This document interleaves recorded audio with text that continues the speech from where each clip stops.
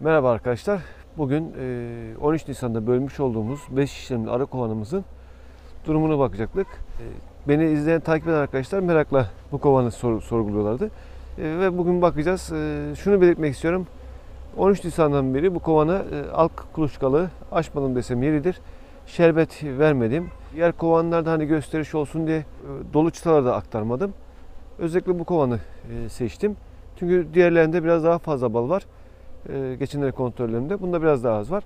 Yani aradaki farkı görmek için benim bulunduğum bölgede meyve ağaçları var. Üzüm bağları var ve zeytin ağaçları var. O yüzden çok fazla bir bal nektar akımı gelmiyor. Karşımızda şöyle göstereyim.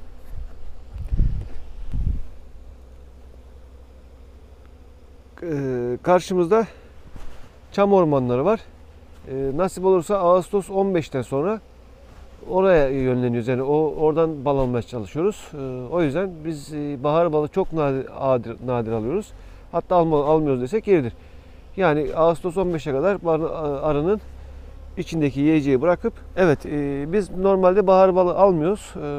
Çünkü Ağustos 15'e kadar arının kendini yetebilecek kadar bal bulundurmak için ve zaten Temmuz'da Haziran ve Temmuz aylarında şerbet takviyesi yapıyoruz. Çünkü bizim buralar kısır bölge olarak geçtiği için normalde bu kovanı işte Mayıs 15'ten sonra yaylalara çıkarsak veyahut da İç Anadolu bölgesine doğru gitsek verim daha da çok artacaktır. Ama biz sabit arıcılık yaptığımız için burada gezdirmeye de vaktim yok. O yüzden Ağustos 15'i beklemek zorundayız. Hep beraber gözlemleyelim, bakalım. Yorumlarınızı da bekliyorum bu konuda. Evet arkadaşlar. Açıyorum. Hadi Bismillahirrahmanirrahim.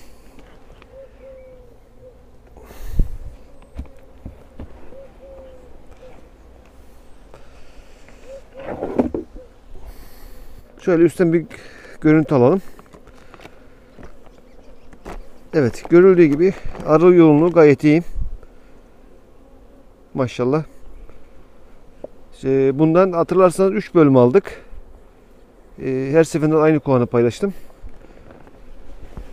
Bunu önce kuluçkalığına bakalım. Ballığa sonra bakarız. Kuluçkalıktaki durum nedir?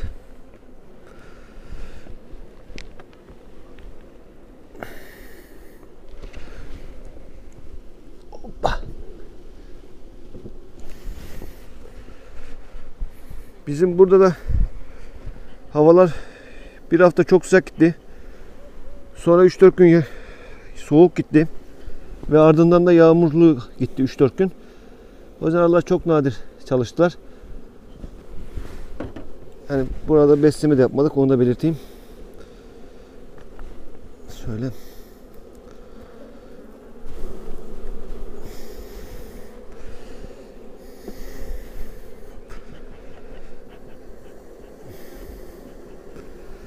Evet arkadaşlar. Buradan başlayalım. Önce tabi uzun zaman açmayınca biraz sıkıntı yaratıyor.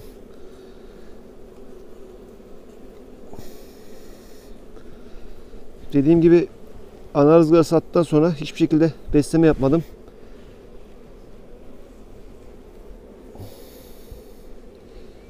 Evet. Şöyle bakalım. Artık erkek arı popülasyonu bitirmiş. Erkek arı gözlerine bal doldurmaya başlıyor. Burada eksik kalan yeri örmeye çalışıyorlar. Şöyle koyayım bunu kenara. Fazla zarar vermeden.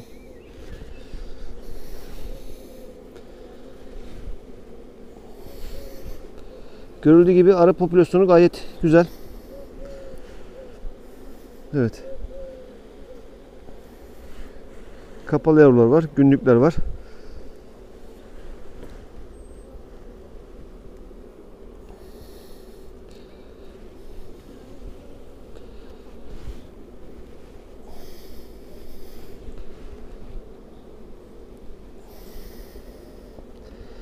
Evet. Bu petekte erkek arı gözleri var. Zaten çıkanların yerine hemen balı dolduruyor. Artık erkek arı popülasyona gitmekten vazgeçmiş. Durumu onu gösteriyor. Çünkü artık oğul zamanı bizim bu bölgede bitti.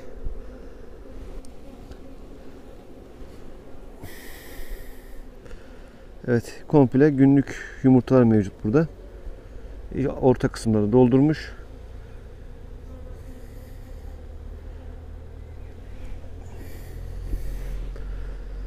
Yani koloninin gelişimi güzel. Evet, burada da aynı şekilde. Aynı zamanda da vara kontrol yapıyorum da ondan biraz ağır gidiyorum. Gayet güzel.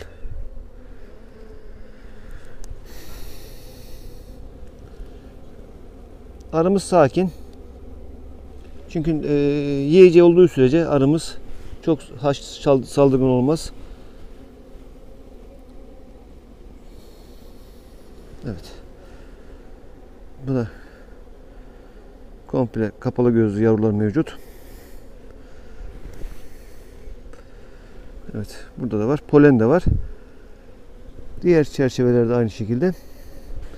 Ona da bakayım. Ondan sonra kapatacağım artık. Hem videomuz çok uzun sürmesin. Hem de fazla açık bırakmayalım. Çünkü bu dönem tehlikeli dönem. Yağmaya meyil edebilir. Normalde hani ben bu kadar bakmıyordum. Hemen ilk günlük yumurtaları görüp kapatıyordum. Evet. Burada aynı şekilde kapalı yavru mevcut. Erkek arı gözleri ne bal doldurmaya başlamış. Erkek arı popülasyonu artık bırakıyor. Olanları da dışarı atarlar diye düşünüyorum yavaş yavaş. Evet, kapalı yavru, çıkmak üzere olan kapalı yavrular mevcut. Ve polen mevcut. Yeter artık bu kadar. Üst kata geçelim. Hem videomuz çok uzun sürmesin. Hem de arımızı fazla artık rahatsız edip de yağmaya meyil ettirmeyelim. Görüldüğü gibi arkadaşlar 3 bölmeden sonra kolonimizin yani asker durumu yeterli. Normalde 3. kata da çıkar bu arada. Artık bizim bitti. Mayıs 15 dedi mi bizim burada yani damla bal gelmiyor desek yeridir. O yüzden bunu da şerbetlimizi de koyuyoruz. Arıları ezmeyelim. Şöyle yapayım.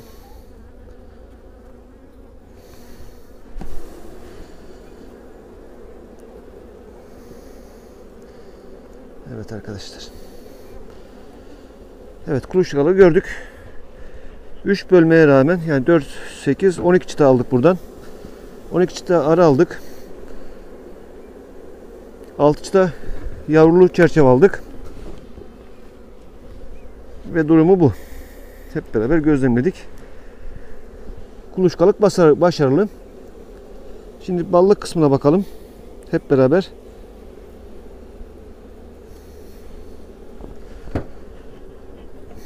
Izgaramızı yerleştirdik.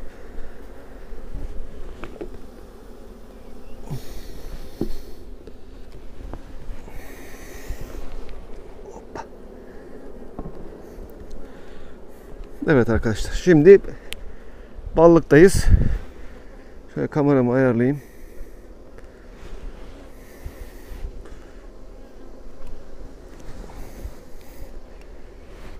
Böyle görüntü iyidir herhalde. Evet, şu anda ballığa bakıyoruz.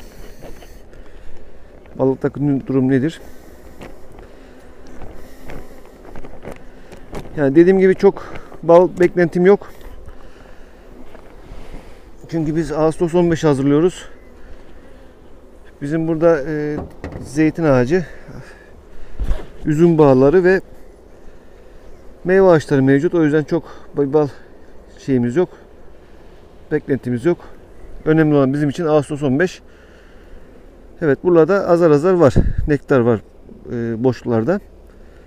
Son çıta bu. Arkasına bakıyoruz. Arkasında da var. Az var. Az miktarda da olsa var. Yani şimdi şurada bir konuya değinmek istiyorum arkadaşlar. Sahte arı memesi şu. Yani şuradan görülebiliyorsa sahte ana, bunu çok soruyor arkadaşlar. Sahte ana memesi böyle kenarlarda yapıyor arı. Ama içi boş oluyor bunların ve çok önemli de bir değil yani. Bunu bozup da peteğe zarar vermeye gerek yok. Bunu kenara koyuyorum.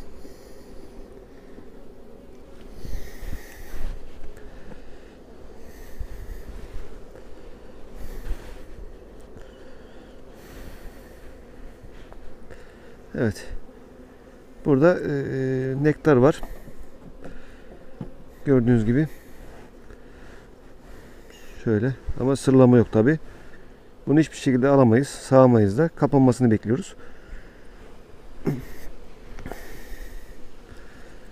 Burada da var.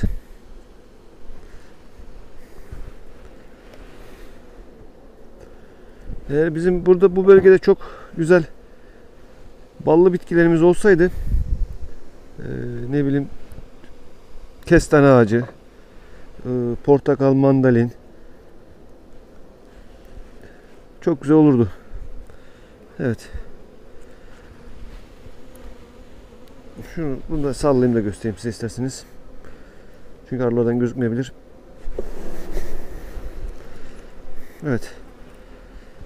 Üstte sırlanmış bal, altta açık bal. Görüldüğü gibi. Arkada aynı şekilde. Üstte sırlanmaya başlamış. Altta da açık balımız mevcut. Ama bu çok iyi bir bal sistemi değil, yani yeterli değil bu. Sağımda olmaz bu. Komple 3'te 2'si. Yani en az 3'te 2'si kapanması lazım ki sağabilelim bunu. Bu şekilde sağarsak çabuk eşkir balımız ya da günlük tüketmemiz lazım. Yani bir ay içinde tüketmemiz lazım. Depolayamayız. O yüzden önemli olan kalması yerinde.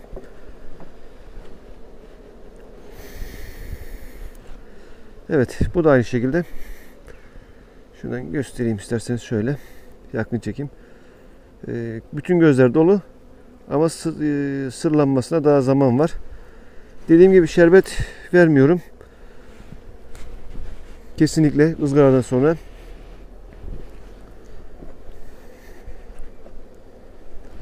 Şimdi eğer ben buna kat atmış olsaydım, 3. katta çıkmış olsaydım, komple burada yavru olacaktı. Ve Haziran ve Temmuz'da ben bunu aç kalacaktı bu arımız. Ve o zaman şerbetle besleme yapacaktım. Şimdi bu Ağustos 15'e kadar yetecek balını aldı bu. Diğer kovanlarda biraz daha fazla var. Onlardan sağım yaparım, bahar balı. Çünkü isteyen arkadaşlar var. Onlar için. Gördüğünüz gibi komple bal dolu ama sırlanmamış. Bir ehemmiyet yok bunun. Ya bir de var, bizim burada 2 hafta hem çok sıcak oldu, hem çok soğuk oldu, hem yağmur oldu. Onun da etkisi çok. Çünkü yaklaşık bir 3 hafta önce kontrol ettiğimde bu orta peteklerde yarıya kadar sırlıydı. Sağlama zamanı gelmiş diye düşünmüştük. Ama maalesef havalardan dolayı bu durumu aldı. Bu da aynı şekilde. Görüldüğü gibi komple dolu. Ama sırlanmamış. Kesinlikle sağılmaz bu balımızda. Alınmaz da.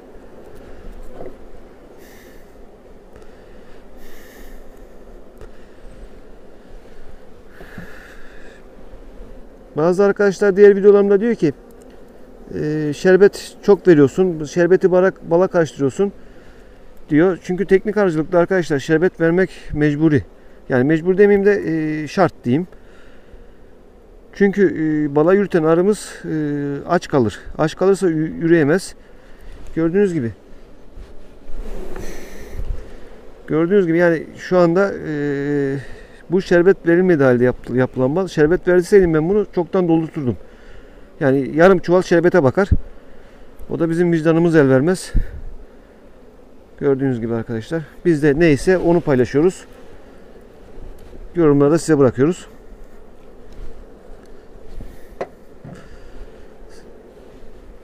Evet. Bunda da aynı şekilde.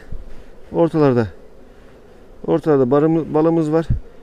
Bir de şimdi bu balın araya yettiğini nasıl anlıyoruz? Arı sakin arkadaşlar, gördüğünüz gibi. Hiçbir şekilde saldırmıyor. Eğer balımız az olsaydı bu arı bize saldırırdı. O yüzden balımız yeterli arı için. Tabii bize bir şey yapamamış. O ayrı mesele. Çünkü bulunduğumuz mevkiden dolayı. Evet. Bunda da polen var. Çok az miktarda bal var. Yani buna boş desek yeridir bu peteğe. Şuralarda bal var. Evet arkadaşlar, durum bu.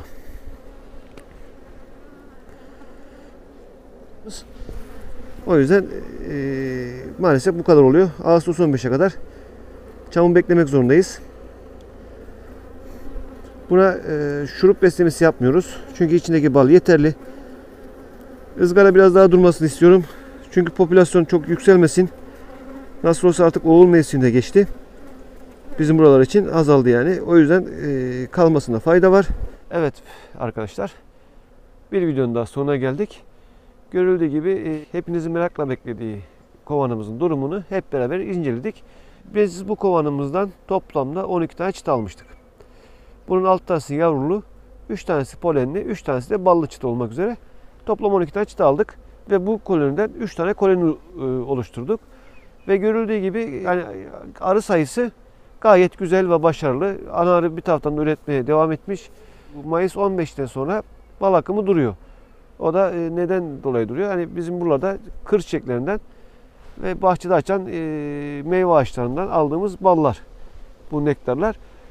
Çünkü bizim burada yani o çok büyük bir bal ormanlarımız yok. Bir Ağustos 15'ten sonra karşıda gösterdiğim gibi çam bal alacağız nasip olursa. Onun için çalışma yapıyoruz aslında biz bu bölgede. Bizim burada gezer arıcıların çoğu Mayıs 15'ten sonra Afyon tarafına, Isparta tarafına doğru yönlendiler. Arılarını güçlendirip. Biz de bu şekilde arımızın stoğunu Ağustos 15'e kadar yetecek stoğunu hazırlayıp bu şekilde Ağustos'a hazırlık yapıyoruz. Şunu söyleyebiliriz. Biz buradan 3 tane komple ballı çıta aldık. Ve görüldüğü kadarıyla bir 3-4 çıtada ballı çıtamız var. Tam olarak. Benim görüşüm geçen seneye göre başarılı. Eğer bu kovanımızı 3. kata çıkarmış olsaydım ben çünkü bu bal da olmayacaktı. Çünkü yavrular tüketecekti bu balı ve ben Haziran başından sonra şerbet takviyesine başlayacaktım Ağustos'a kadar. Ve bu şekilde de gidecekti. Bir de bazı arkadaşlar diğer eski videolarımda diyor ki işte sürekli şerbet veriyorsun, kek veriyorsun ve bunu bala karıştırıyorsun diyor. Gördüğünüz gibi arkadaşlar kovanda eğer şerbet ve kek vermiş olsaydım komple çıtaların dolması gerekirdi. Ve biz bunu yapmıyoruz. Biz teknik arıcılık olarak çalıştığımız için biz sadece yavru gelişiminde şerbet ve kek veriyoruz. Bunu da zaten hocalar muhakkak vermeniz gerekiyor diyor. Çünkü aç arımız çalışamaz ve yavru üretimine giremez. Çünkü anamızı teşvik etmek için sürekli beslememiz gerekiyor. Bu şekilde umarım faydam olmuştur. Merakla bekleyen arkadaşlar da selam olsun. Herkese hayırlı sezonlar, bereketli sezonlar diyorum. Hayırlı günler. Dostça kalın, sevgiyle kalın, hoşça kalın.